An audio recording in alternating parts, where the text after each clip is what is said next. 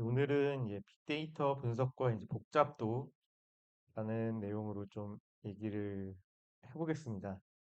그러니까 이제 빅데이터 분석이 중요하죠. 비즈니스 빅데이터를 이제 쓸 수 있는 굉장히 강력한 이제 도구가 이제 나왔죠.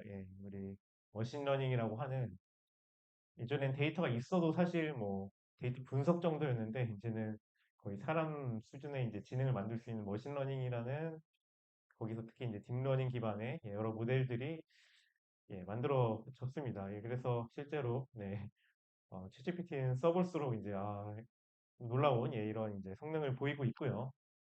그래서 향후 이제 이런 방식의 어, 일들이 굉장히 이제 많아질 거다. 빅데이터를 각자 이제 도메인에서 이제 수집을 하고 그 도메인에 이제 맞도록 이제 모델을 개발을 하는 거죠. 근데 이제 두 가지 방법이 있다고 그랬습니다. 모델을 개발할 때.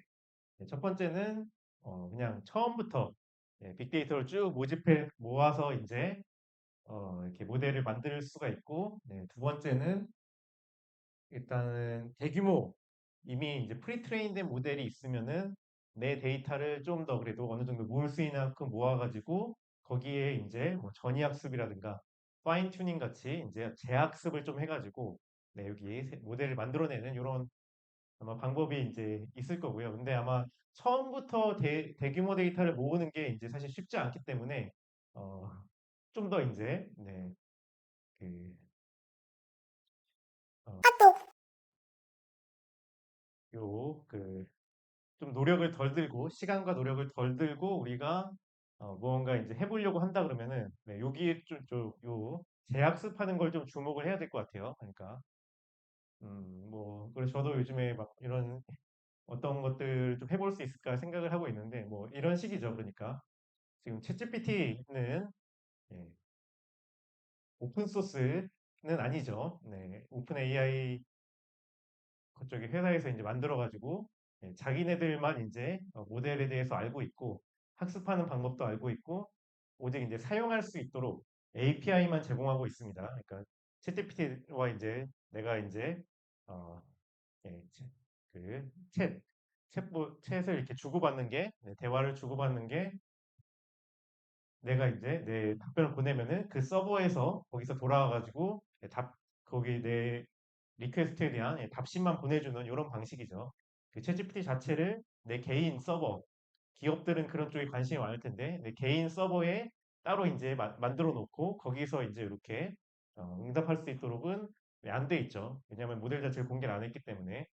근데 요즘에 이제 오픈 소스 모델들이 많이 이제 공개가 되고 있죠. 그 오픈 소스 모델들은 예, 뭐 대표적인 그 라마 같은 자기들이 이렇게 대규모 데이터로 개발한 모델을 공개를 한 거죠. 그래서 그 모델을 내 서버, 내 컴퓨터에 다운로드 받아가지고 내 컴퓨터 안에서 그 모델이 돌아가서 답변을 내줄 수 있는 것이 이제 오픈 소스와 결국 이제 어떤 상용적인 프로그램 이제 차이라고 이제 하겠습니다.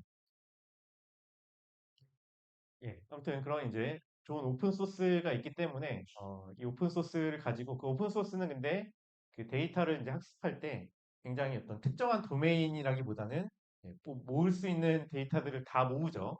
네.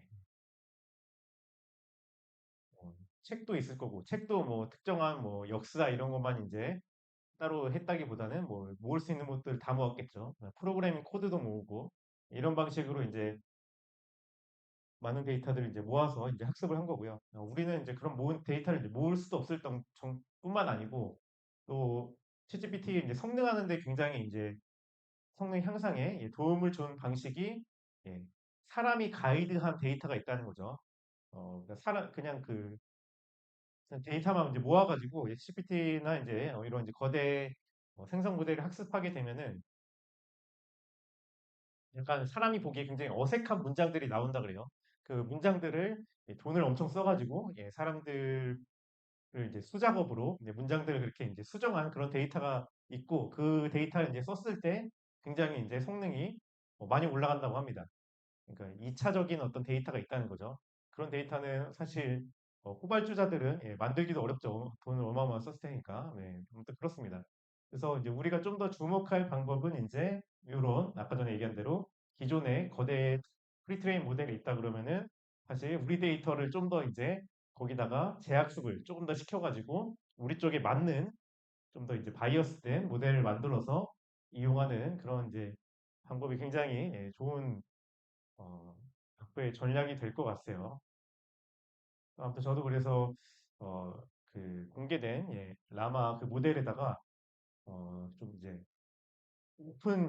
데이터가 오픈된 게 요 저 같은 경우에 이제 그 논문 데이터 이런 거 있거든요. 논문 데이터로 좀 이제 뭐 해보고 그다음에 또 공개된 게 이제 판결문 데이터가 있습니다. 네, 법조문 데이터죠. 그 법조문 데이터도 또 뭐 해보려는 그런 프로젝트를 좀 이제 생각을 하고 있습니다. 굉장히 재밌는 일들인 것 같습니다. 아무튼 그렇고요.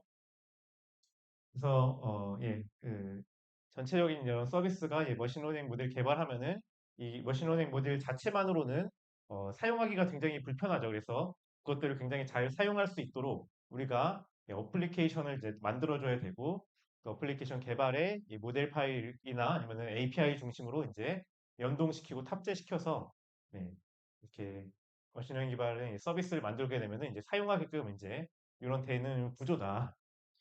이게 이런 서비스들 굉장히 이제 많아질 겁니다. 굉장히 많아질 거고 이런 쪽에 많이 관심을 좀 가졌으면은 저는 하나의 바람입니다. 그러니까 보면은 사실 우리가 이제 인공지능이 우리 대중에 좀 널리 알려지기 시작한 게 2016년이죠. 2016년에 그 알파고 때문에 많이 이제 일반 사람들도 이런 AI에 대해서 이제 들어보고 관심을 가지게 됐는데 그리고 이제 한 7년 뒤에 이렇게 2013년, 뭐 또는 6년이라고 할 수 있는 2012년 말부터 해가지고 그 사이에 이제 챗GPT가 나왔죠. 그런 거 보면은 한 이제 앞으로 한 6년 뒤에는 무언가 굉장히 많이 이제 바뀐 일들이 있을 거라고 이제 보여집니다. 지금 이제 굉장히 민감하게 좀 준비를 하셔야 된다는 얘기입니다. 그래서 아무튼 이런 이제 빅데이터를 우리가 이제 분석하고 또는 요즘에 모델링하고 하려 그러면은 네 가지 요소로 이제 생각을 해볼 수가 있다는 거고요. 첫 번째는 이제 컴퓨터. 결국 이제 빅데이터라고 하는 것도 컴퓨터가 없으면은 쓸 수가 없죠. 다 컴퓨터에서 동작하고 처리가 됩니다. 그래서 빅데이터 뭐 코드 짜는 것뿐만 아니고 코드를 짜고 실행할 때 요 컴퓨터에 대해서 특히 이런 이제 그 제한 사항들이 많이 생기게 됩니다. 음, 그러니까 그 우리 뭐 다 그렇잖아요. 요즘에도 이제 게임 같은 거 생각해 보면은 오늘날 게임 하려는 그 컴퓨터 하는 스펙 있죠. 그거 가지고 뭐 10년 전, 20년 전 사실 게임을 돌린다 그러면은 최고 스펙으로 최고 뭐 그래픽 스펙으로 해서 돌려도 잘 돌아가잖아요. 그런 것 같습니다. 그래서 근데 오늘날에 또 이제 현 시대 게임들은 훨씬 더 그래픽적으로 이제 좋아졌기 때문에 또 최고 사양의 이제 그래픽 카드를 필요로 하죠. 마찬가지로 옛날에 스몰 데이터 같은 경우에는 현재 컴퓨터로 돌리는데 전혀 문제가 없는데 빅데이터가 이제 되면은 컴퓨터에 의한 하드웨어적인 스펙에 의한 제한 사항이 이렇게 이제 생기게 된다는 얘기가 되겠습니다. 또 우리가 지난 시간에 그래서 컴퓨터에 대해서 한번 좀 리뷰를 해봤죠. 컴퓨터란 이제 무슨 기계냐? 잠깐 복습을 하면은 컴퓨터랑 프로그램을 자동으로 이제 계산해주는 그런 기계다라는 거고, 프로그램을 계산하려면 어떻게 하냐? 그냥 단순한 계산기가 아니고 프로그램을 계산하려고 하면은 어, 얘기한 대로 폰 노이만이 제시한 논리적인 구조, 컴퓨터 구조에 따라서 메모리에는 코드와 데이터가 들어가고, 그다음에 CPU는 거기서 코드에 대해서 메모리에 올라온 코드에 대해서 한 줄씩 실행시켜가지고 그 데이터를 메모리에 결과를 업데이트하고 이런 방식으로 동작할 때 컴퓨터가 이제 프로그램을 계산할 수 있다는 그 논리적인 제안에 따라서 실제로 컴퓨터가 만들어졌다 그랬죠. 그래서 이제 빅데이터에서 이제 제일 중요한 것 중에 하나는 이제 CPU와 결국 램인데, 그러니까 CPU는 얼마나 빨리 계산을 할 수 있느냐, 또는 요즘에 이제 병렬 코어들이 생겼죠. 얼마나 분산 처리를 해서 예, 뭐 비슷합니다. 우리 작업하는 거랑 비슷합니다. 내 계산할 양이 100만 개가 있어요. 뭐한 사람이 아무리 빨리 계산하더라도 100만 개를 다 일일이 한다 그러면 느리겠죠. 그래서 이제 멀티코어라는 얘기는 그 코어들을 이제 병렬적으로 만들어서 예를 들어 이제 10,000개씩 100명한테 할당하는 겁니다. 그러면은 100분의 1로 사실 그 분산 처리가 굉장히 효과적으로 된다 그러면 100분의 1까지도 줄어들 수 있는 시간이 그렇게 걸리는 거죠. 그래서 CPU 같은 경우에는 요즘에 그래서 이런 어, 얼마나 빨리 계산하냐 이거는 사실 이제 한계에 도달했다. 3.2GHz라고 하는 거의 한계에 도달했고 그거 외에 이제 얼마나 분산 처리를 하느냐 사람들이 CPU는 관심이 있습니다. 그러니까 아까 얘기한 대로 100만 개 어떤 계산을 해야 된다 그러면은 몇 개로 이제 코어에 나눠가지고 병렬 처리할 것인가 이런 데 관심이 있고 그다음에 이제 램 같은 경우에는 데이터를 이제 올려야 되는데 메모리에 올려야 되는데 그게 빅데이터 같은 경우에는 어렵다고 했죠. 그래서 어, 데이터를 어떻게 메모리에 이제 올릴 것인가 메모리를 이제 크게 하는 그래서 메모리를 굉장히 많이 늘립니다. 늘리려고 지금 노력을 많이 하고 있고요. 그다음에 두 번째는 아까 얘기한 대로 소프트웨어적으로 저번에 잠깐 얘기했는데 소프트웨어적으로 큰 데이터를 한 번에 다 메모리에 올리지 않고 필요한 부분만 예를 들어 배치 형태로 해가지고 뭐 10개만 올려서 처리하고 다음에 10개를 또 올리고 이런 방식의 소프트웨어적인 접근 방식도 이제 있게 됩니다. 네, 그런 것들을 이해하려고 그러면은 컴퓨터의 구조에 대해서 어느 정도 이제 알아야지 처리가 된다는 겁니다. 단순히 이제 우리가 원코어 프로그램으로 모든 데이터를 올리는 그런 방식이 이제 우리가 흔히 이제 토이 데이터 가지고 실습하는 방식이잖아요. 주피터 노트북 이제 할 때, 예, 따라하기 이런 거 보면은 모든 데이터를 한 번에 메모리에 올리고 원코어에서 그냥 쭉 계산하는 이런 방식으로 짜져 있는데 실제로 그렇게 짜면은 동작이 안 한다는 거예요. 그 빅데이터를 처리할 수가 없습니다. 그래서 멀티코어로 병렬 처리하는 부분을 알아야 되고 우리가 또 두 번째로는 메모리에 어, 네, 이렇게 배치 형태로 일부분 올려서 처리하는 방법도 알아야 됩니다. 그거를 나중에 한 번씩 좀 더 다뤄보도록 하겠습니다. 그리고 그런 거를 이제 알라 그러면은 컴퓨터가 이제 어떤 구조구나 이런 데에 대해서도 이제 지식이 필요하다는 얘기고요. 그리고 이제 오늘날에 이제 컴퓨터는 그래서 또 컴퓨터 한 대로는 어렵다. 그래서 이제 클라우드라는 게 등장을 하고 있습니다. 클라우드.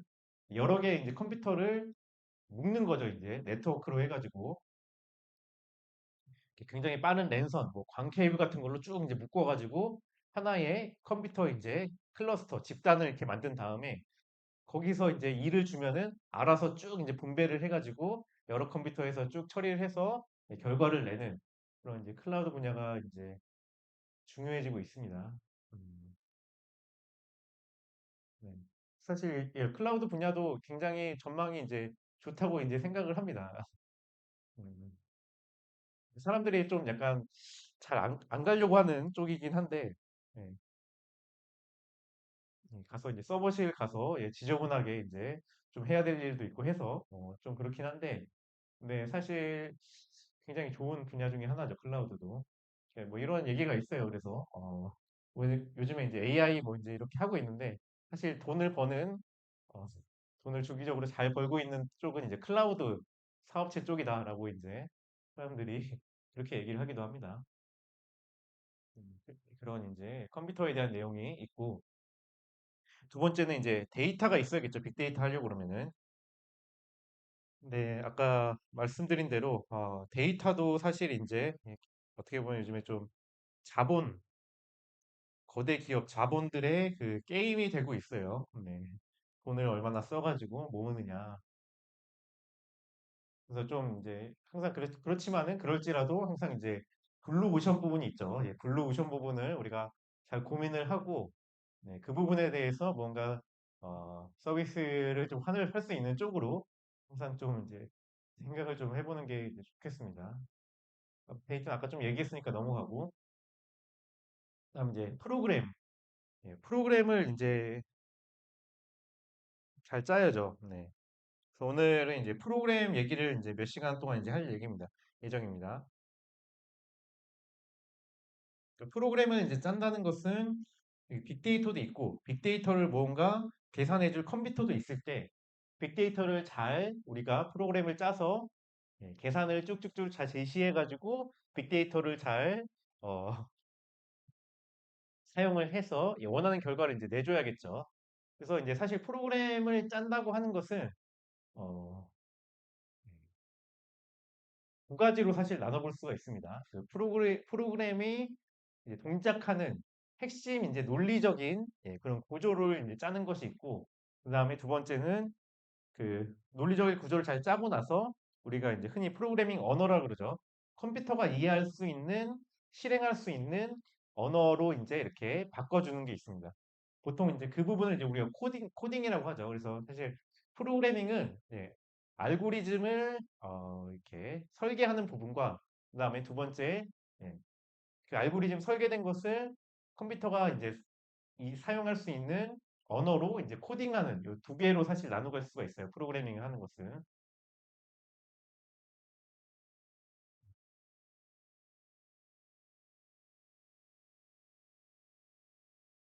네.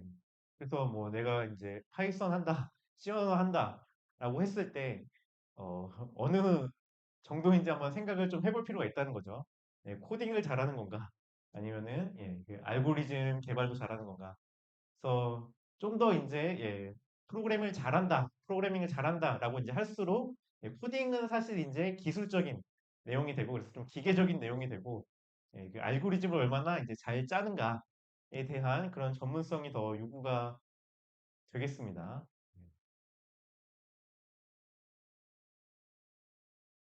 그렇고요.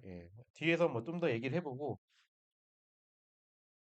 그래서 우리가 어떤 빅데이터 분석을 이제 했을 때 그 빅데이터 분석을 이제 잘 했는가 이렇게 평가를 할 수가 있겠죠. 우리도 평가에서 항상 자유롭지 못하다는 그런 굉장한 슬픈 현실입니다.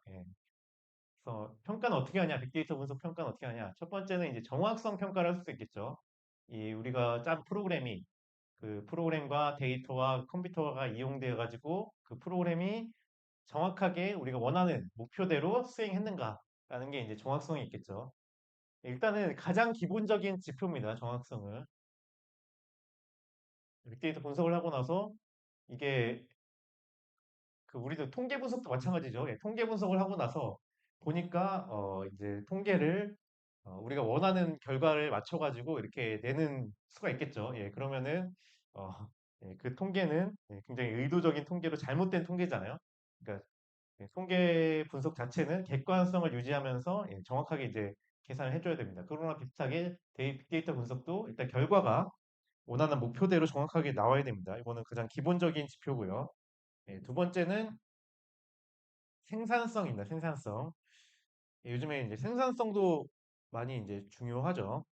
얼마나 빠르게 이러한 이제 빅데이터 분석 프로그램을 만들어내는가에 대한 이제 내용이 되겠습니다.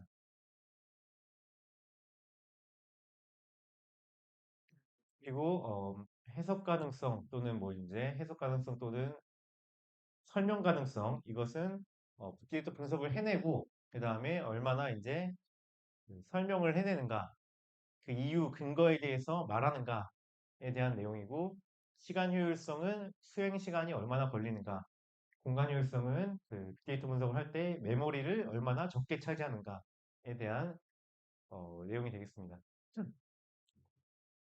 그 빅데이터 분석은 일반적인 분석과 달리 시간이라는 것이 굉장히 중요한 평가 지표가 됩니다. 그러니까 그냥 데이터가 작을수록 우리가 그 데이터를 이제 실행하게 되면은 뭐몇 초도 안 걸려요. 여러분 뭐 예를 들어 프린트 헬로 월드 하면은 치고 실행시키면은 1초 걸리나요? 1초 안 걸리죠. 0.0001초도 안 걸릴 것 같은데요. 그 결과가 나오기까지. 근데 이제 데이터가 우리가 점점 커진다. 어떤 프로그램이 복잡해진다고 할 때, 그 프로그램이 결과가 나오기까지 사실 이제 시간이 굉장히 많이 걸릴 수가 있습니다. 3일 걸리고, 5일 걸리고, 일주일 걸리고, 2주일 걸리고, 뭐 이렇게 한다는 거죠. 그러면은 그 시간이라는 팩터가 이 성능에 대한 굉장히 중요한 얘기가 되는 거죠. 아, 이게 그 시간대로 안 나오면은 뭐 아무리 좋은 결과가 나온다 그래도 말짱 꽝인 경우가 많이 있잖아요. 우리도 과제 제출 기한 넘기면은 아무리 잘 썼더라도 빵점이고 시험에 안 들어오면은 아무리 잘하더라도 빵점이죠. 그런 것처럼 시간이라는 개념이 이제 길어지게 될 때 중요한 이제 그런 지표가 된다. 그런 이제 시간이란 개념 안에서 우리가 두 가지를 생각해 볼 수가 있는데 하나는 이제 생산성과 이제 시간 효율성이다라는 것이고요. 이제 생산성 같은 경우에는 얼마나 빨리 그 프로그램을 만들어내는가에 대한 얘기죠. 음, 네. 그러니까 이 개발 시간을 얘기하는 거예요. 개발 시간. 그다음에 시간 효율성에서 얘기하는 거는 이제 수행 시간. 우리가 다 개발을 해놓고, 아이고, 죄송합니다. 엔터를 쳤을 때 얼마나 이제 결과 나오는 데까지 걸리는가 하는 얘기라는 거죠. 그래서 이제 생산성은 진짜 사람들이 생산성 높이기 위해서 많이 이제 보조 도구들을 많이 개발을 하잖아요. 사실 이제 프로그래밍도 지난 시간에 잠깐 보여줬겠지만은 파이썬 같은 경우에는 기본 실행이 있다 그랬죠. 기본 파이썬을 기본 실행하는 그 대화형 모드가 있고 그 모드는 너무 생산성이 안 좋죠. 그걸 그 대화형 모드에서 코딩하려 그러면은 너무 힘듭니다. 그래서 그 파일 형태로 한 번에 이제 실행할 수 있는 그러한 이제 모드가 있고 그거보다 더 생산성이 좋은 것은 이제 어, 통합 개발 환경이라는 방식을 쓰는 거죠. 프로그래밍 할 때. 뭐 예를 들어서 주피터 또 통합 개발 환경 중에 하나고, 그다음에 뭐 파이참, VS 코드, 이클립스 뭐 이런 애들이 통합 개발 환경이죠. 그런 것들을 쓰게 되면은 같은 이제 내용을 짤 때도 네, 프로그래밍을 코딩을 할 때도 훨씬 빠르게 할 수 있다. 그러니까 얼마나 빠르게 같은 일이라고 할지라도 해내는가에 대한 얘기죠. 그래서 요즘 같은 경우에는 이제 챗GPT 때문에 생산성이 이제 굉장히 또 올라가게 될 예정입니다. 그래서 예전에는 이제 프로그래밍, 코딩하고 한다는 게 거의 뭐 구글링과 동의어였잖아요. 구글링과. 내가 무슨 뭐를 이제 만들고 싶으면은 구글에다가 이제 물어봐가지고 찾아가지고 그 내용 카피해서 붙여놓고 이렇게 이제 하고 또 이제 수정하고 에러 이제 고치고 이런 과정이었다면은 어, 요즘에는 이제 챗GPT한테 물어봐서 코드 딱 짜주고 그 실행해보고 또 수정하고 뭐 이런 방식으로 했기 때문에 그 검색 시간에 검색하는 데 걸리는 시간 생산성이 굉장히 이제 많이 줄어들게 되는 그런 시대입니다.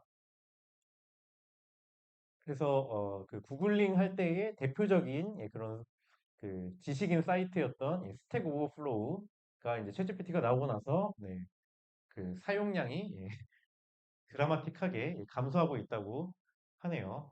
그래서 우리 이 그러니까 알고리즘도 중요하지만은 요 생산성적인 측면에서 우리가 챗GPT 좀 잘 써봐야 됩니다. 도움을 많이 받고 어떻게 하면 잘 쓸 수 있을까? 이런 거에 대해서도 경험치가 많이 필요합니다. 그리고 이제 해석 가능성, 여기는 그러니까 오늘날의 이제 빅데이터 분석 중에 이제 가장 이제 중요한 게 아까 머신러닝이었잖아요. 그러니까 머신러닝이라고 하는 것은 빅데이터가 있고 거기에 학습 알고리즘이 있는 거죠. 학습 알고리즘이 있어서 빅데이터만 주면은 학습 알고리즘이 학습을 해내는 게 이제 머신러닝입니다. 그래서 머신러닝을 이제 우리가 영어로 표현하면은 예, learning from data 이렇게 이제 세 개의 단어로 이제 표현을 하는데 근데 이런 머신러닝의 이제 단점은 뭐냐면은 이게 머신러닝이 굉장히 정확도도 높아요. 이제 보면은 챗GPT 깜짝 놀라죠. 그 정확도가 뭐 의사 시험도 통과하고 변호사 시험도 통과하고 막 이러잖아요. 그러니까 정확도가 높은데 근데 왜 그런가에 대해서는 이 설명이 이제 부족합니다. 내가 어떤 판단을 했을 때 이게 왜 그랬는가, 왜 이렇게 머신러닝이 데이터에 기반해서 학습한 다음에 판단을 하고 나서 정확한 판단을 하는데 무슨 근거로 판단했는가에 대한 그런 설명이 없다는 거죠. 그래서 근데 이런 이제 설명을 해야 되는 근거를 제시해야 되는 것들이 중요한 분야들이 있습니다. 굉장히 중요한 결정을 할 때, 뭐 중요한 결정이라고 하면은 당연히 제일 먼저 이제 생명과 관련된 의사 결정이죠. 내가 이제 뭐 ChatGPT에 근거해가지고 뭔가 의사적인 액션을 하게 되면은 예, 나중에 이제 소송 걸릴 수가 있잖아요. 뭐 잘못되면은. 그러면 왜 그랬는가에 대해서 이제 설명을 하고 그게 이제 의학적으로 납득이 되어야지만 뭐 이제 좀 이렇게 네, 디펜스를 할 수가 있죠. 또 뭐 이제 자율주행 같은 경우도 이제 마찬가지고요. 네, 항상 이제 뭐 윤리적인 문제들이 따르잖아요. 예, 그런 거랑 예, 뭐 투자 이런 것도 사실 예, 그 돈을 이제 잃게 되면은 왜 어떻게 왜 이러는가에 대해서 이렇게 설명을 하지 않으면은 뭐 나중에 또 소송 문제도 있을 수 있고 하다는 거죠. 그래서 이런 어, 설명 설명 가능성 또는 해석 가능성에 대해서 이제 머신러닝에서 요즘에 굉장히 많이 연구하고 있고 그런 분야가 이제 XAI 분야죠. Explainable AI. 예. 그래서 여기도 이제 중요한 이제 하나의 지표가 됩니다. 이게 머신러닝 모델 같은 것들이 얼마나 이제 성능 좋게 어, 예측을 하는가에 따라 뿐만 아니고, 네, 그 왜 그렇게 예측했는지에 대해서 해석하고 예, 설명할 수 있는가에도 중요한 이제 지표가 되겠습니다. 그다음에 이제 시간 효율성은 예, 수행 시간이 얼마나 걸리는가.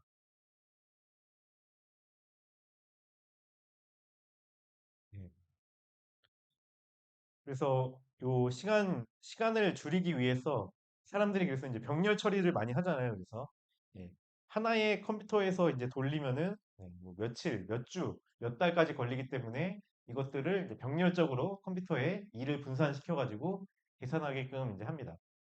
그리고 뭐 사실 알파고도 사실 그렇게 됐다고 하죠. 뒤에 보면은 알파고 모니터 뒤에 연결된 컴퓨터가 이제 1000대 였다고 이제 하죠. 예, 그런 식으로 어, 그럼 막 그렇게 작업하지 않으면은 초읽기에 걸려서 그냥 패배해버리잖아요. 네. 그런 거 비슷하게 수행 시간이란 거는 중요한 문제다. 음, 내가 아무리 그 이런 이제 경영과 관련해서 의사결정을 하려고 하더라도 어, 네, 원하는 타임에 그 결과가 나오지 않으면은 뭐그 굉장히 무의미해지는 경우가 많이 있습니다. 그래서 이 수행 시간에 대해서 여러분이 잘 생각을 해보셔야 됩니다. 예, 그러니까 우리가 지금 막 실습할 때 쓰는 이 작은 데이터나 작은 그런 이제 것들은 몇 초 안에 끝나기 때문에 이게 막 체감이 잘 안 돼요. 근데 이제 수행 시간은 실제 이제 뭐 기업에 가가지고 돌리고 나서 하루 이틀 뒤에 이제 막 끝나고 나고 이러면은 어, 예, 굉장히 좀 화가 나죠. 예, 그렇기 때문에 중요한 이제 포인트가 됩니다. 그래서 요거에 대해서 좀 이제 고려를 해야 된다. 내용이고 공간 효율성은 아까 전에 그때 컴퓨터 그때 얘기할 때 얘기한 대로 빅데이터일수록 메모리 문제로 인해서 아예 실행 자체가 안 되는 경우가 많이 있습니다. 아웃 오브 메모리 문제로. 예, 특히 그래서 요즘에 그 저런 이제 거대 생성 모델을 내가 내 컴퓨터에서 이제 하려고 할 때 일반 사람들은 하기 어렵죠. 그러니까 GPU 그 VRAM 자체가 이제 커야 되기 때문에 그 모델을 담을 수 있을 만큼 그래서 어느 정도 이제 고가의 장비를 사야 되고 또 그것도 학습까지 시키려 그러면은 훨씬 더 많은 VRAM이 필요하기 때문에 뭐 고가 여러 대를 이제 묶는다던가 그런 이제 작업이 이제 필요하게 됩니다. 그래서 요 메모리 문제, 아예 메모리가 그것을 처리할 수 없을 만큼 돼 있으면은 그러면 실행조차 안 되는 그런 문제가 있습니다. 그래서 메모리를 얼마나 효과적으로 쓸 것인가 여기도 중요한 이제 지표라고 하겠습니다.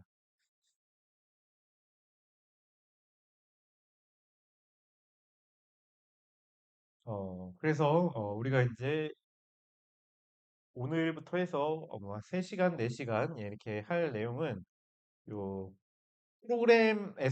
프로그램을 우리가 프로그램을 짤 때 이 시간 효율성을 어떻게 달성할 수 있는가, 수행 시간을 어떻게 줄일 수 있는가에 대한 얘기를 하겠습니다. 근데 이 시간 효율성을 이제 줄일 때 뭐 여러 방법이 있을 수가 있는데요. 근데 제일 크리티컬한 것은 쓴 이제 알고리즘적인 부분이에요. 그러니까 제가 이제 프로그래밍 아까 전에 잠깐 얘기했는데 프로그래밍을 한다는 것은 사실 소프트웨어를 이제 어떻게 보면 만드는 건데 그러니까 우리가 이제 무언가를 만들 때 항상 그 생각을 이렇게 좀 하셔야 돼요. 두 가지로 접근해야 된다. 설계를 하고 그다음에 그러니까 머릿속에 어떤 이제 구조에 대해서 논리적인 설계를 하고 그다음에 그것을 실제 그 현실 세계의 물건으로 이렇게 구현하는 두 가지 스텝으로 대부분 복잡한 무언가는 이제 개발이 됩니다.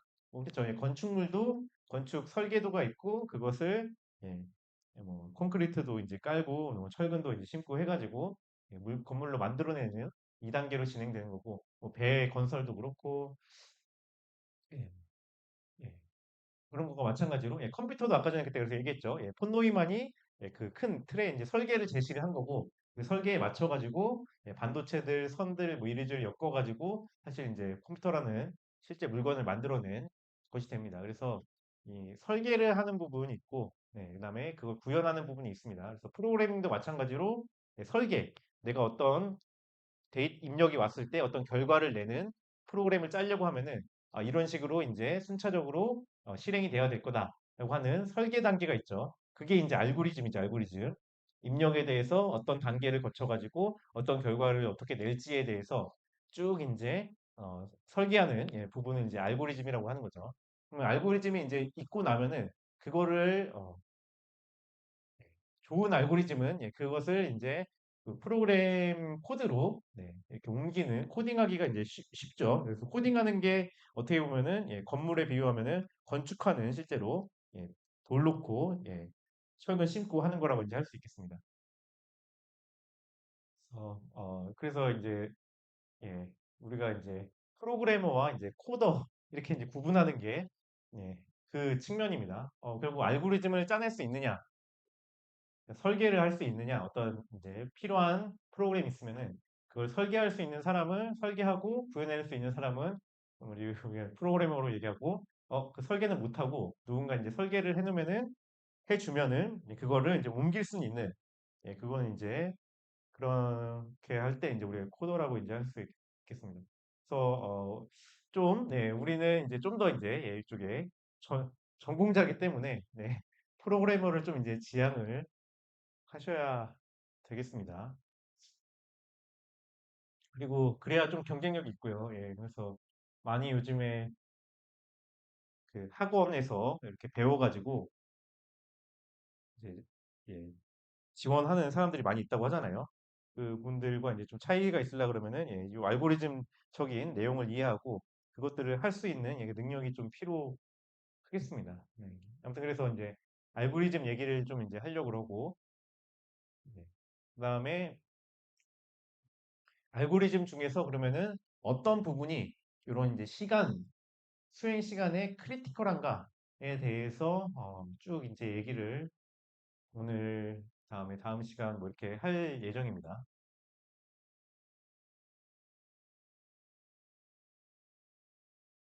그래서 이제 알고리즘이란 건 아까 전에 얘기했지만은 어떤 프로그램을 설계를 하는 것을 얘기를 하고요. 그러니까 어떤 입력이 들어왔을 때 어떤 단계를 거쳐가지고 어떻게 이제 결과가 나오는 그 중간 단계에 대해서 쭉 이제 설계하는 것을 이제 알고리즘이라고 이제 얘기를 합니다. 그래서 알고리즘을 우리가 이제 기술하는, 표현하는 방법에는 몇 가지가 이렇게 있을 수가 있는데, 첫 번째로는 이제 자연어를 이용한다, 그러니까 휴먼 랭귀지를 이제 쓴다는 거죠. 그냥 우리가 일상에 쓰는 말에 따라서 쭉 이렇게 알고리즘을 표현할 수가 있습니다. 뭐 이런 식입니다. 뭐 그러니까 대표적인 우리가 이제 배울 알고리즘 중에 이제 정렬이 있어요. 정렬. 그러니까 예를 들어 1부터 100까지 해가지고 아무튼 100개의 이제 랜덤한 숫자가 이렇게 100개가 있다고 했을 때 이거를 이제 앞에부터 차례로 오름차순으로 이렇게 정렬해야 되는 것이 이제 정렬이라는 문제죠. 그러면은 그 정렬이란 문제의 입력은 1부터 100개의 숫자가 되겠고 그다음에 결과는 바람직한 목표되는 결과는 그게 이제 오름차순 또는 뭐 내림차순 이렇게 줬을 때 그 순서대로 이렇게 숫자를 배치해야 되는 게 이제 바람직한 결과가 되겠죠.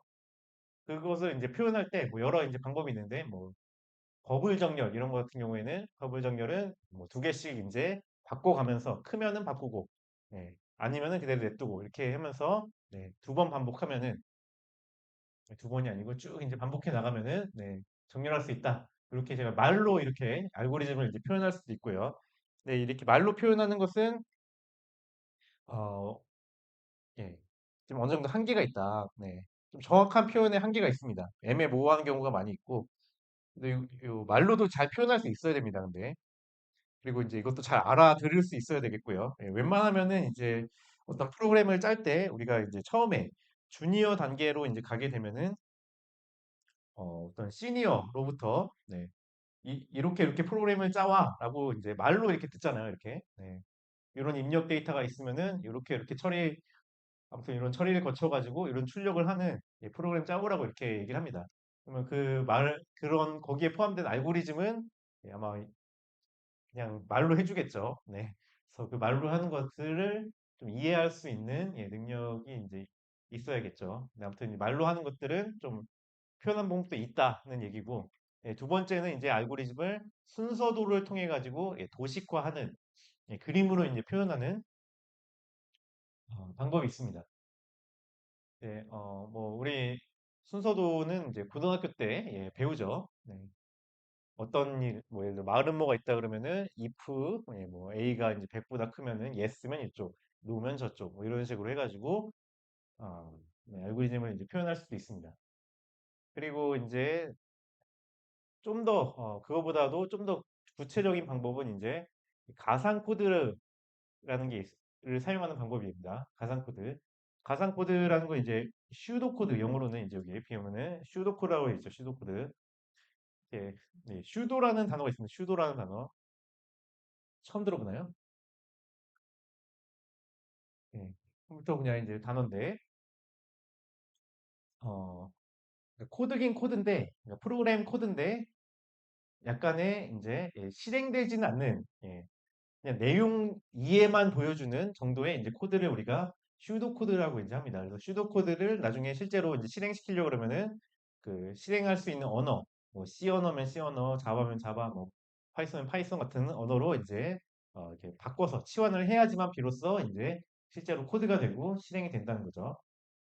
그래서 이런 것들이 이제 알고리즘 표기법 중에 이제 슈도 코드 표기법이라고 하겠어요.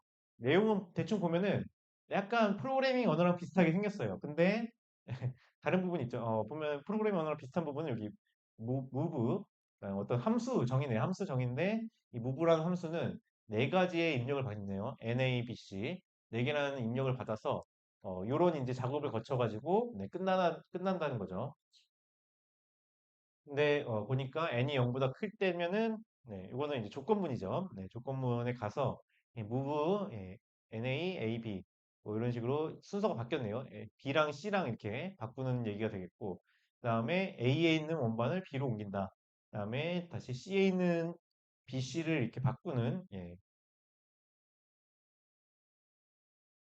것이 되겠네요. 그래서 이게 하노이 탑에 대한 이제 알고리즘이라고 하는데 여기 이제 슈도 코드 같은 데 보면은 이렇게 그냥 특정한 부분에 대해서는 이렇게 일반 문장으로 그냥 써버리는 경우도 있습니다. 그리고 이거 자체가 어떤 C 언어도 아니고 C 언어 코드도 아니고 파이썬 코드도 아니죠. 그러니까 그 흐름만 쭉 이해할 수 있도록 프로그래밍 언어 유사하게 생겼는데, 그러니까 유사죠, 유사하게 생겼는데 어, 실제 프로그래밍 코드는 아닌 것들의 표현 방법을 우리가 슈도 코드 표현 방법이라고 합니다.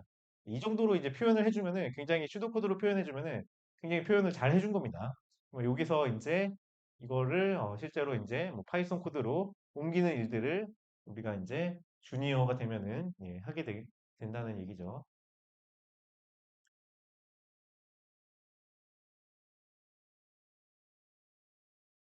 그래서 알고리즘 표기법, 그러면은 뭐 우리가 많이 알잖아요. 이렇게 이제 땡땡 약간 파이썬 비슷하게 쓰네요. 땡땡은 이제 함수 시작하는 부분이고 그다음에 여기 then은 없고 then 없이 if else가 있고 그다음에 while loop에 속하는 문장들을 쓰고 주석을 쓰고 약간 파이썬적인 느낌인데 이렇게 이제 중간중간에 어, 에러 처리 같이 완전 너무 자세하게 안 쓰고 대충 어떤 일을 해야 된다는 것 정도만 이제 쓰는 이런 슈도코드 방식으로 앞으로 이 책에서는 이제 알고리즘을 표기하겠다라는 얘기입니다. 요 책 소개를 제가 이따가 좀 한번 하도록 하겠습니다.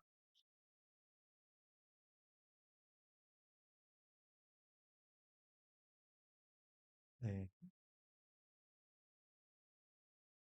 어, 네. 그다음에 알고리즘 이제 수행 시간. 근데 어떤 알고리즘들은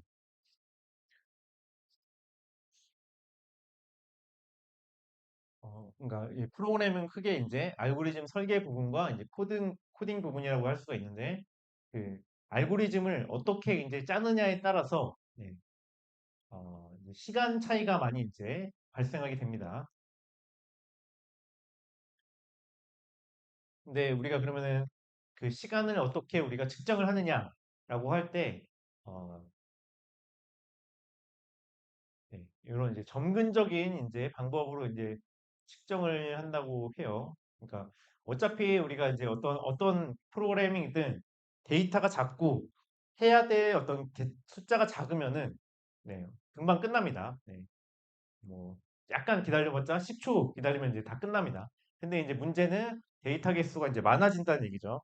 데이터 개수가 많아지고 그다음에 뭐 우리가 처리해야 될 숫자가 이제 커지게 되면은 그러면 이제 수행 시간이 갑자기 급격하게 이제 늘어나게 됩니다. 그래서 이 컴퓨터 이제 분야에서 수행 시간을 어떻게 보면 측정할 때는 이 n에 얼마나 비례하는가에 따라서 이제 측정을 합니다. 여기 n이라는 것은 입력의 크기인데, 어떤 숫자 크기도 될 수가 있고, 또는 이제 데이터의 개수도 될 수 있습니다. 뭐 예를 들어서 내가 이제 네, 1부터 10 이하의 10 이하의 이제 소수를 찾는 프로그래밍을 짠다 그러면은 뭐 2, 3, 5, 7 뭐 이렇게 되죠. 네. 근데 이제 100 이하의 소수를 찾아야 된다. 또는 이제 만 이하의 소수를 찾는다. 100만 이하의 소수를 찾는다. 이러면은 이제 걸리는 시간이 그 n 소수 그 최대값에 이제 비례해 가지고 쭉쭉 늘어나게 되겠죠. 이런 것들이 이제 입력의 크기라고 할 수가 있겠고요. 그래서 이런 어떤 소수 찾는 문제 이럴 때는 n의 n이라고 하는 것은 입력의 크기 n이라는 것은 그 숫자의 이제 크기라고 이제 할 수가 있고 또는 이제 어떤 경우에는 데이터 크기가 되기도 합니다. 입력의 크기라는 것이 예를 들어서 내가 정렬 문제 같은 경우에 100개의 숫자, 랜덤한 숫자를 정렬하는 것과 1000개의 랜덤한 숫자 정렬하는 것과 만 개 정렬하는 것과 100만 개 정렬하는 것과 이런 것들은 이제 다르다는 거죠. 그래서 그럴 경우에는 그 데이터의 개수가 이제 n이 된다고 하겠어요. 근데 이제 이런 알고리즘들은 결국 이제 요 입력 크기 n에 따라서 얼마나 이제 증가하는가가 요 수행 시간을 이제 결정하게 됩니다. 얼마나 비례적으로 증가하는가. 어떤 알고리즘 같은 경우에는 n에 비례하게 증가하는 경우가 있어요. 그러니까 어, 선형적으로 그러니까 예를 들어 이제 그 입력 크기가 이제 10일 때 10초 걸렸고 100일 때 100초 걸리고 만일 때 10,000초 걸리고 이런 것들이 이제 선형적으로 증가하는 거죠. 이런 경우가 있는 반면에 또는 어떤 경우에는 제곱으로 증가하는 경우도 있다는 거죠.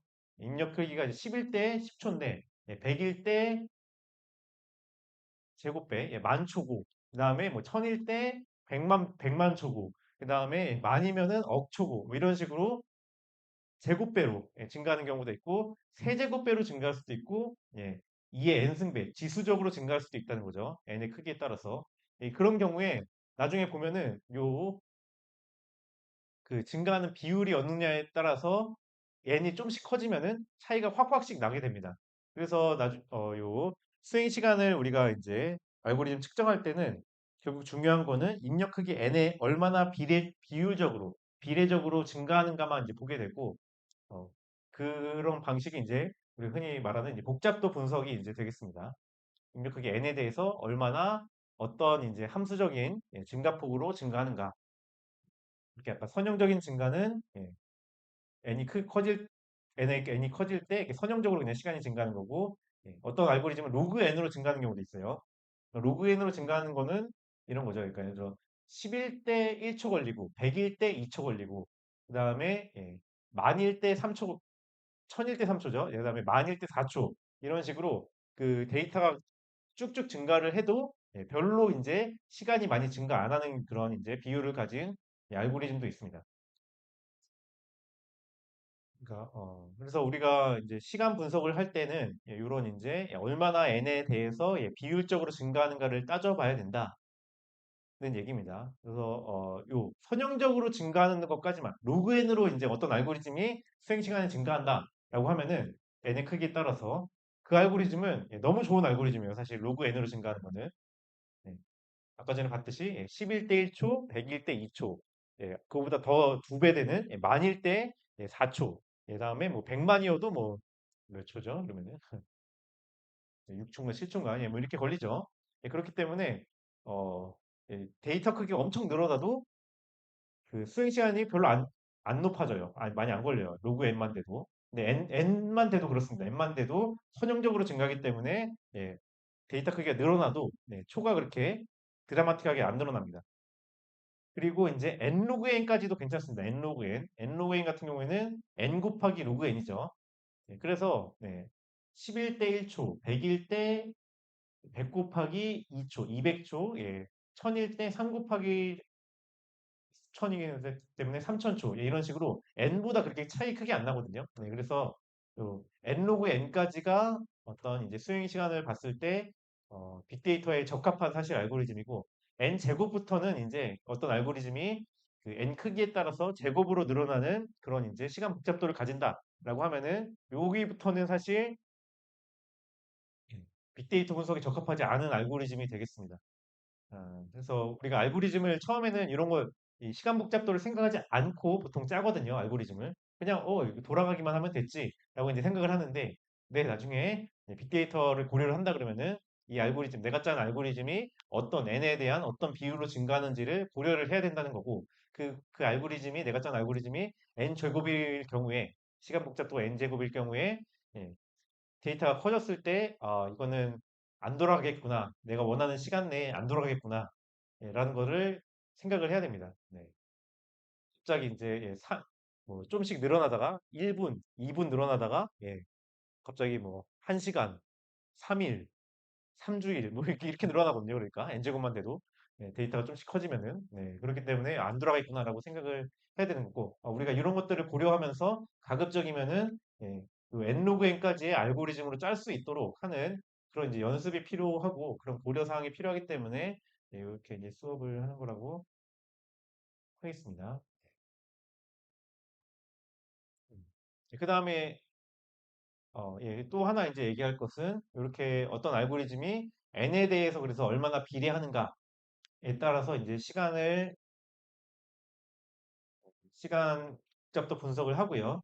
그 다음에 이제 n의 여기서 중요한 건 또 하나가 이제 여기서 이 앞에 최고창이라는 거예요. 최고창. 최고창이 이제 이렇게 있고, 그 다음에 앞에 개수가 있잖아요. 뭐 3이 있을 수도 있고, 4가 있을 수도 있는데, 이런 이제 수행 시간 분석에서는, 알고리즘 수행 시간 분석에서는 앞에 있는 개수들은 신경을 안 씁니다. 어차피 나중에 가보면은 나중에 n이 충분히 커지게 되면은 개수 차이가 별로 안 나거든요. 개수에 의한 차이가. 그래서 그 개수들은 이제 거의 무시를 하고요. 또 다음에 이 최고차항이 예를 들어서 어떤 내가 수행 시간이 n제곱 더하기 n 로그 n 더하기 n 더하기 로그 n이다. 그러면은 결국 이제 최고차항만이 사실 그 수행 시간에 결정적으로 영향을 미치기 때문에 나머지 최고차항이 아닌 항들은 다 무시를 한다. 그래서 앞에 개수도 무시하고 그 다음에 최고창이 아닌 항들은 다 무시하는 그런 이제 수행 시간 분석을 합니다. 그래서 이런 데 보시면은 뭐 0.1 곱하기 n제곱 더하기 n 플러스 100 이렇게 있죠. 요런 경우에 n이 작을 때는 뭐 100처럼 100이 이제 큰 영향을 미치는 것처럼 보이지만은 결국 n이 커지면은 n이 이제 1000이 되면은 n의 이 n제곱에 의해서만 지금 거의 10만이 결정되고 100이라는 것들은 너무 작은 수가 되거든요. 그러니까 최고창 어떤 수행 시간이 n에 대한 함수로 표현됐을 때 그 n에 대한 함수의 최고차항이 결국 이제 이 n이 커질 때 얼마나 수행 시간이 늘어나는지만 결정하게 되고 나머지 최고창이 아닌 항들은 n이 충분히 커지게 되면은 다 거기에 차지하는 비율 중요도가 약해지기 때문에 다 무시된다. 이 정도 이제 읽으시면 되겠고요.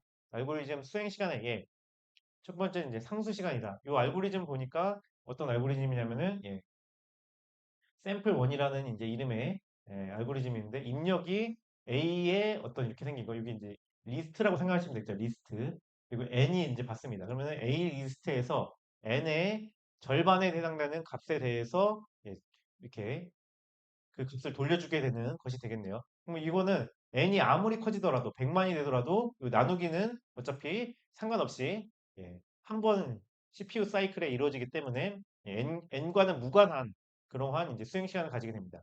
이런 알고리즘 같은 경우는 그래서 상수 시간이다. 네. 우리는 이제 요 n에 대해서 상관없이 무조건 이제 상수적인 시간을 갖기 때문에 이제 상수 시간이라고 얘기를 합니다. 네, 두 번째 알고리즘은 이게 샘플 2인데 보니까 리스트와 n을 받네요. 그러면 이제 썸이 있고 0부터 n-1까지 n이 아마 이제 이 리스트의 크기라고 생각할 수 있겠네요. 그러니까 전체 리스트에 한 번씩 쭉 이제 반복을 하면서 썸에다가 업데이트를 해서 합하는 그런 알고리즘이죠. 그렇기 때문에 요거는 n이 커지게 되면은 한 번씩은 쭉 방문을 해서 썸을 해야 되기 때문에 n에 이제 비례해지게 됩니다. 그러니까 예를 들어 n이 10이면은 0부터 10까지만 이렇게 쭉 반복해서 합하면 되잖아요. n이 100이면은 0부터 100까지 합해야 될 거고 n이 이제 1000이면은 0부터 1000까지 이렇게 해야 되기 때문에 n이 얼마냐에 따라서 지금 여기 반복되는 게 n에 비례하게 증가하는 알고리즘으로서 그래서 n에 비례하는 시간이 걸리게 됩니다. 어, 네. 세 번째 알고리즘 같은 경우에는 n제곱에 비례하는 시간인데 보니까 a가 있으면은 i가 0부터 n까지 한번 쭉 돌고 그때 또 j가 0부터 n까지 또 돌면서 둘이를 곱하는 게 되는 거네요. 예. 그래서 요 이제 수행 시간을 계산할 때 나중에 이제 수행 시간을 계산할 때 가장 이제 우리가 핵심적으로 보는 방법이 보는 부분이 이제 여기 예, n에 대한 이제 포문입니다. n에 대한 포문이 있으면은 그 n이 결국 이제 그 CPU 사이클이 거기서 쭉 반복이 일어나기 때문에 몇 번 반복되는가, n에 비례하게 반복되는가, n 제곱에 비례하게 반복되는가를 찾게 되는 거고 거기서 이제 수행 시간이 결정이 됩니다. 그래서 여기도 포문을 보니까 0에서 n번까지 반복될 때 또 한 사이클 안에서 또 0에서 n까지 반복을 하죠. 그렇기 때문에 n 제곱에 비례하는 시간이 이렇게 걸리게 되는 그런 알고리즘이 되겠습니다. 뭐 세 번째는 이제 n 세제곱에 비례하는 시간이라고 이제 되겠고요. 네 번째는 뭐 n 제곱, 뭐 이렇게 우리가 그래서 이런 방식으로 어떤 알고리즘이 있을 때 n에 대해서 결국 포문이 몇 번이나 도는가를 생각을 해가지고 n 제곱에 비례하는지 n에 비례하는지 이런 식으로 시간 분석을 이제 합니다. 그래서 이제 요 이제 표현 방법이 있거든요. n에 비례하는지, n 제곱에 비례하는지, n 세제곱에 비례하는지 그런 표현 방법에 대해서는 또 이제 여기서 얘기를 이제 하겠습니다. 일단은 지금 30분이니까요. 한 20분 정도 쉬고 요 뒤에 내용부터 더 하도록 하겠습니다. 그래서 아까 전까지 알고리즘 프로그램을 우리가 짤 때 고려해야 될 것들 중에서 이제 알고리즘을 만들 때 수행 시간을 고려를 해야 되는데 수행 시간을 고려할 때 이제 어떻게 우리가 계산을 하냐면은 예, 입력되는 n의 크기에 대해서 이제 그 수행 시간을 계산을 한다고 그랬죠. 비례적으로 n에 어느 정도로 비례하는가에 대해서로 수행 시간을 우리가 이제 계산하고 예, 고려한다고 했습니다. 그래서 그것을 우리가 이제 복잡도라고 얘기해요. 그래서 얼마나 이제 그 알고리즘이 복잡한가, n에 대해서 얼마나 복잡한가를 이제 얘기를 하고, 그다음에 우리가 그 표현하는 방법을 그래서 우리가 복잡도를 표현하는 방법을 점근적 복잡도라고 이제 합니다. 그러니까 asymptotic complexity. 점근적이라는 게 이제 그런 거죠. 이제 이게 이제 수평선 같이 이제 쭉 멀어질수록 이제 그 바다 표면과 이제 하늘이 이제 이렇게 가까워지죠. 보이기에는 그런 것 같이 나중에 이제 보지만은 이 지금 이제 이런 내용을 하는 것은 결국 그 아까 얘기했지만 데이터가 작고 이럴 때는 상관없다. 그 수행 시간이라는 게 우리가 고려할 대상이 아니거든요. 어차피 뭐 길어봤자 10초면은 이제 기다리면 나오기 때문에 네. 근데 중요한 거는 이제 n이 충분히 이제 커질 때, n이 굉장히 커질 때에 대해서 를 대비해서 이런 이제 수행 시간을 얘기를 한다는 거죠. 그래서 어, 점근적이라는 게 그래서 n이 충분히 커질 때 어떻게 되느냐 어느 뭐에 그러니까 우리가 이제 단순히 이제 아까 수평선, 지평선 이런 거 얘기한 것처럼 가까운 시야가 아니고 굉장히 멀리 떨어지는 시야에서 봤을 때 이제 어떻게 되느냐 이런 얘기입니다. 그래서 이 점근적인 복잡도라는 것은 n이 충분히 커질 때 얘기고 벌써 안 나오네요. 여기네 여기. 예. 아까 전에 n에 대해서 어떻게 비례하느냐에 대한 얘기가 되겠습니다. 그래서 n이 충분히 커지면은 여기 아까 전에 제가 몇 개 이제 예시를 들었는데 그 최고차항이 결국 최고차항의 n에 대한 차수 함수가 그 비례도를 n에 어떻게 비례하는지를 결정을 합니다. 음. 그 앞에 이제 개수들도 상관이 없고요. n이 충분히 커지면은 예, 요 두 배, 세 배 차이 나는 게 별 차이가 아니에요. 예, n이 충분히 커지면 n에 대해서 어차피 비례적으로 증가하기 때문에 그래서 결국 최고차항이 뭐냐? n에 대해서 수행 시간을 계산했을 때 n에 대해서 최고차항이 뭐냐만 따지게 됩니다. 그게 이런 이제 정근적 복잡도라는 얘기고요. 어떤 수행 시간을, 어떤 알고리즘의 수행 시간을 입력 크기, n에 대해서 어떤 함수적으로 표현을 했을 때 n에 대한 최고차항, 최고차항이 이제 뭐냐? 그래서 그 n에 대해서 얼마나 비례하느냐는 최고차항이 결정하기 때문에 그 최고차항이 뭐냐만 따진다는 얘기죠. 그래서 그 최고차항이, n에 대한 최고차항이 어, n 제곱보다 더 큰, 큰 수행 시간이냐라고 하면은 어, 요거고요. 예, n보다 더 큰, n제곱보다 더 큰 수행 시간이라 그러면 우리가 또빅 오메가로 이제 표현을 하고 이거보다 n제곱보다 작거나 같다라고 하면은 빅 O를 쓰고요. 네, 그 다음에 이 수행 시간 계산을 해봤을 때 그 수행 시간 함수가 최고차항이 n제곱과 같으면은 네, 요 세타를 씁니다. 그래서 예, O 표기, 예, 오메가 표기, 세타 표기가 있겠고요.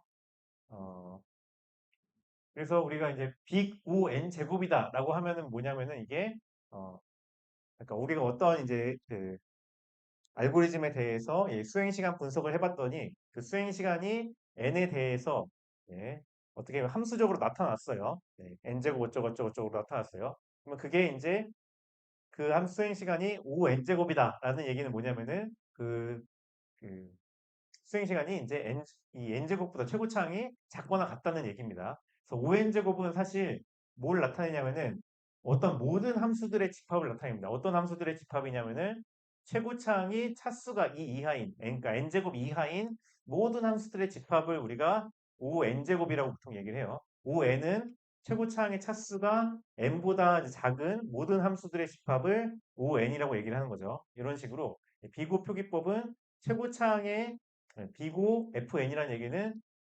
이거는 모든 함수들인데 어떤 함수들이냐면은 최고차항의 차수가 FN보다 작거나 같은 모든 함수들을 포함하는 것들을 이제 OFN이라고 이제 표현을 한다는 얘기입니다.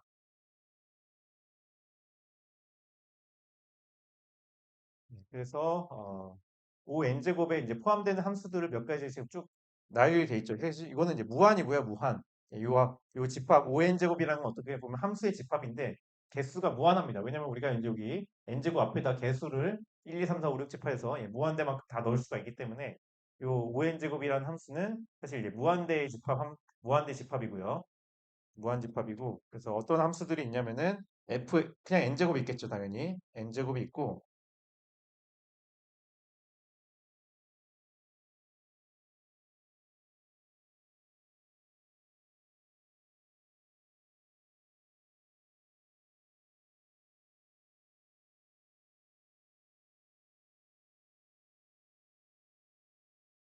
n제곱이 있고 예, 앞에 n제곱에 개수가 5인 5n제곱 플러스 7n 플러스 12도 있고요.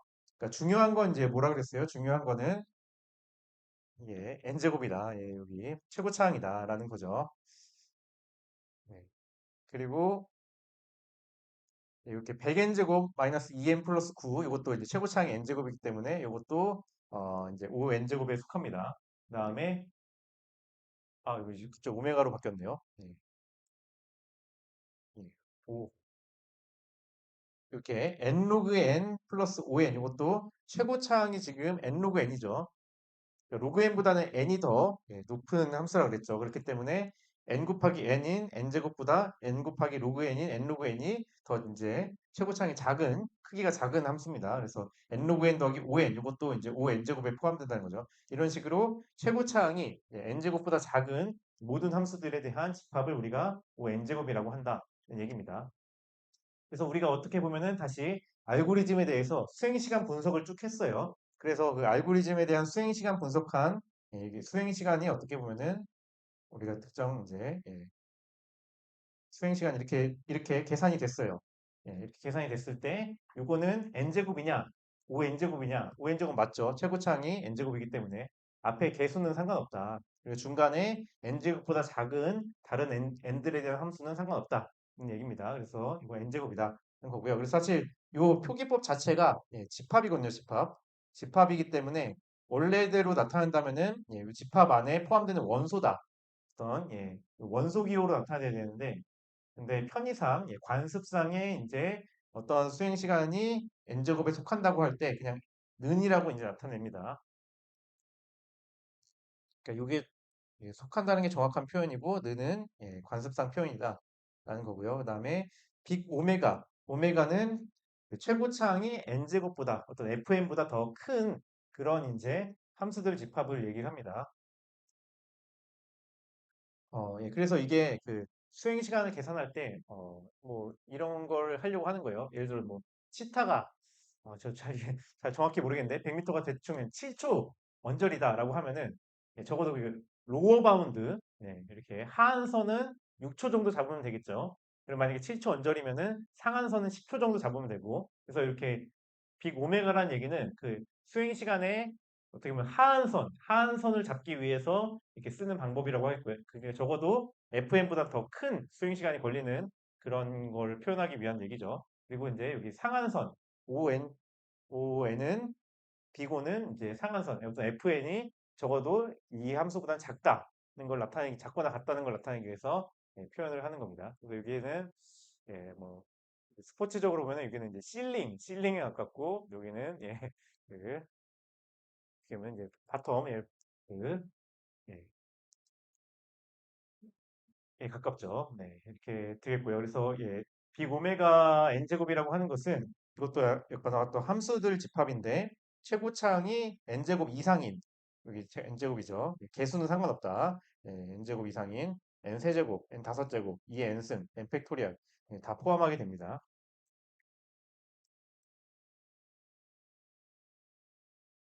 네. 그래서 뭐 예를 들어 이제 n 여기 예를 들어 n 세제곱은 n인가요? 비고메가 n인가요? 네. 이런 거 물어봤을 때 우리가 참거짓을 표현할 수 있겠죠. 참 또는 거짓 중에서 예, 적어도 n보다 더 크죠. 네, 그렇기 때문에 참이 되겠고 그러면은 로그 n은 예를 들어 빅 오메가보다 오메가 n인가 요거는 이거보다 더 이제 n의 차수가 큰 함수여야 되는데 로그에는 n보다 작은 함수라고 했죠. 그렇기 때문에 얘는 거짓이 되겠고요. 네, 이런 식으로 우리가 참거짓들을 쭉 이제 할 수가 있겠죠. 뭐 아무튼 시험 문제에도 아마 충분히 낼 수 있을 것 같습니다. 이런 것들은. 네, 그다음에 세타 같은 경우에는 딱 정확한 이그젝트한 그러한 이제 표현법입니다. 그래서 최고창의 차수가 fn과 이제 동일해야지 이제 세타 표현법을 씁니다. 그래서 세타 n제곱이라는 얘기는 세타 최고창이 n제곱인 함수들이라는 얘기죠. 이렇게. 그리고 세타 n이라는 얘기는 최고창이 n이라는 함수라는 얘기고 세타 n 로그 n이라는 거는 최고창이 n 로그 n이라는 얘기죠. 그래서 빅 O가 그 상한선을 나타내고 빅 오메가가 하한선을 나타낸다면은 빅 세타는 이제 그냥 그 정확한 그 최고차항을 표현해주는 그런 이제 표현 방법이 되겠습니다. 네. 그래서 이 알고리즘 같은 경우에 지금 n 세제곱이군요. n 세제곱. n 세, 어, 정확하게 n 세제곱에 뭐 어쩌고 저쩌고 이렇게 상수가 붙어 있는 그런 함수일 겁니다. 그러면은 이 함수는 수행 시간을 이제 생각해 보면은 세타 n 세제곱이 맞겠죠. 그러면은 5n 4제곱이다. 여기 네모를 박스 치고 이거는 이제 참이죠, 참. 만약에 그러면은 비고 n 4제곱이다라고 하면은 어떻게 될까요? n 4제곱보다는 작죠. 지금 이게 요거 알고리즘 수행 시간이 n 세제곱이기 때문에 그렇기 때문에 비고 n 4제곱이라 그래도 참입니다. 그다음에 비고 뭐 2의 n승이라 그래도 참이고요. 근데 오메가 예를 들어서 n 세제곱이다. 이것도 참이네요. 그리고 오메가 n 4제곱이다. 이러면은 이거보다는 좀 더 커야 되는데 n 세제곱은 n 4제곱보다 크지 않죠. 그렇기 때문에 얘는 거짓이 되겠고 이런 식으로 우리가 어떤 알고리즘에 대해서 수행 시간을 하고 그 상한선, 하한선을 이제 세타나 아니 빅오나 이제 오메가로 이제 표현하고 정확하게 표현하려고 그러면 세타를 통해서 우리가 표현을 해낼 수 있다.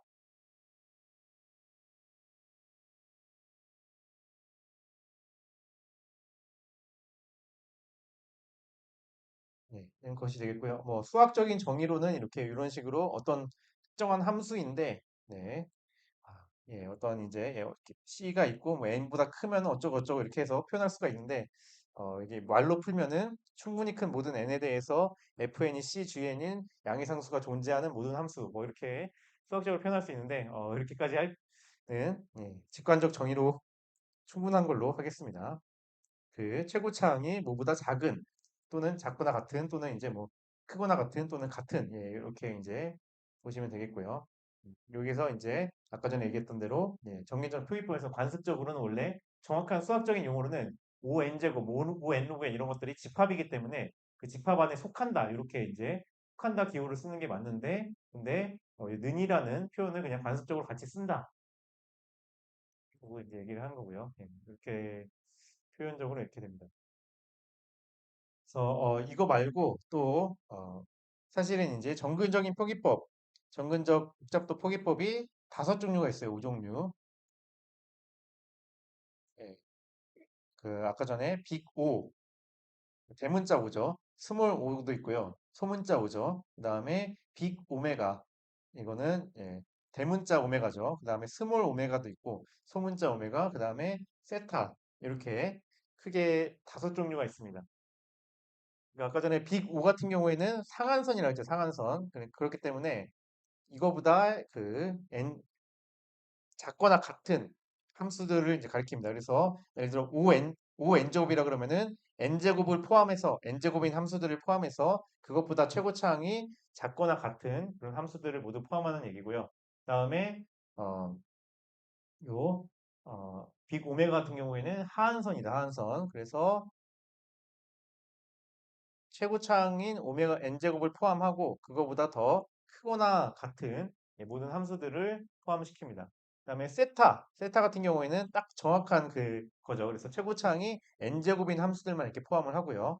그다음에 이제 스몰 오는 뭐냐? 스몰 오는 여기 n제곱이 포함 안 되는 걸 얘기해요. 그래서 이거는 예를 들어 스몰 o n제곱이다. 이거는 이제 소문자일 때. 그러면은 요 n제곱 말고 n제곱보다 작은 애들만 포함합니다. 요 n제곱을 포함 안 하는 거예요, 그러면은. 그래서 예를 들어서 n제곱 플러스 3n 플러스 7이 예를 들어 스몰 5n이냐 이렇게 물어보면은 n제곱이냐라고 물어보면은 틀렸다는 거죠, 이렇게. 이거는 거짓입니다, 거짓. 왜냐면은 스몰 n제곱을 포함하는 게 아니고 비고 n제곱은 n제곱까지 포함하는데 스몰 n제곱은 n제곱을 포함하지 않기 때문에 이 n제곱 이 걸림으로 이제 거짓이 되는 내용이 되겠습니다. 그러니까 이거를 비고로 바꾸면 이제 참이게 되는 거고요. 네, 이런 식이다. 마찬가지로 오메가도 스몰 오메가 같은 경우에는 요 n제곱을 포함하지 않는 그 이상의 함수들을 얘기를 합니다. 이렇게 사실은 5가지 표현법이 있다.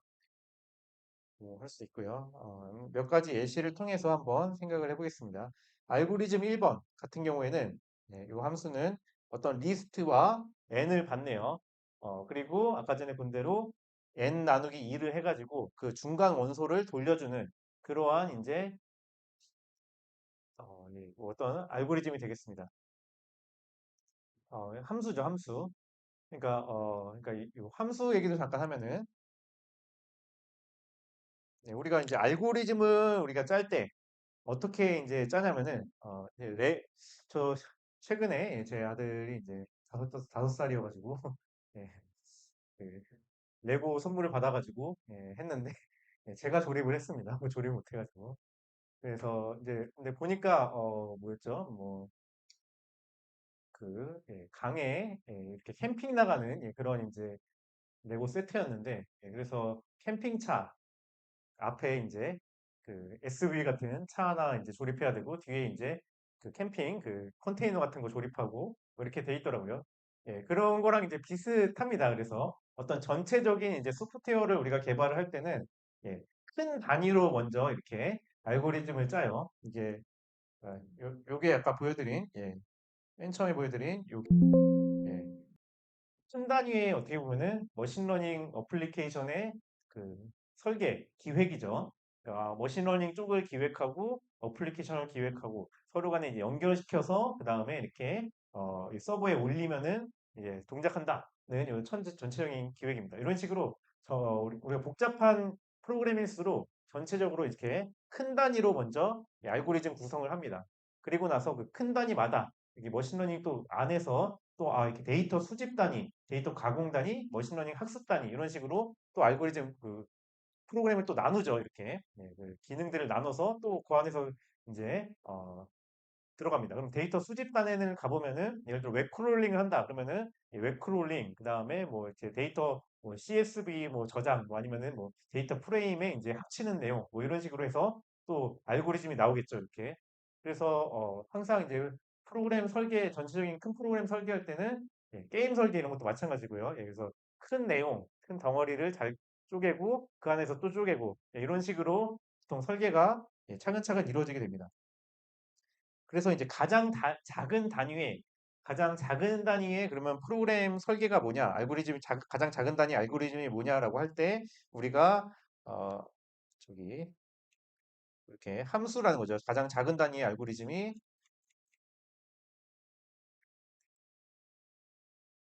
요 함수가 되겠습니다. 그러니까 뭐 반대로 얘기하면은 요 가장 작은 단위의 알고리즘인 함수들을 또 이제 엮어서 좀 더 큰 어떤 덩어리의 프로그램을 만들고 그 덩어리의 프로그램을 또 엮어서 더 큰 이제 소프트웨어를 만들고 그래서 복잡한 소프트웨어를 이제 개발해 나간다는 거죠.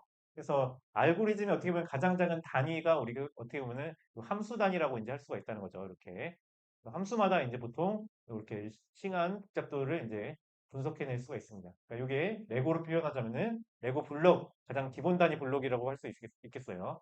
이거를 썼고 성벽을 쌓고 성벽을 이어가지고 성을 만드는 그런 식으로 프로그램이 이제 짜진다라고 하겠고요. 그래서 요 알고리즘을 보면은 그래서 알고리즘은 그래서 기본적으로 입력과 출력이 있어요. 이렇게 입력 두 개가 있죠. 그다음에 출력 하나가 있는 거죠. 여기 보면은 그리고 안에가 이제 이렇게 내용이 이렇게 있습니다.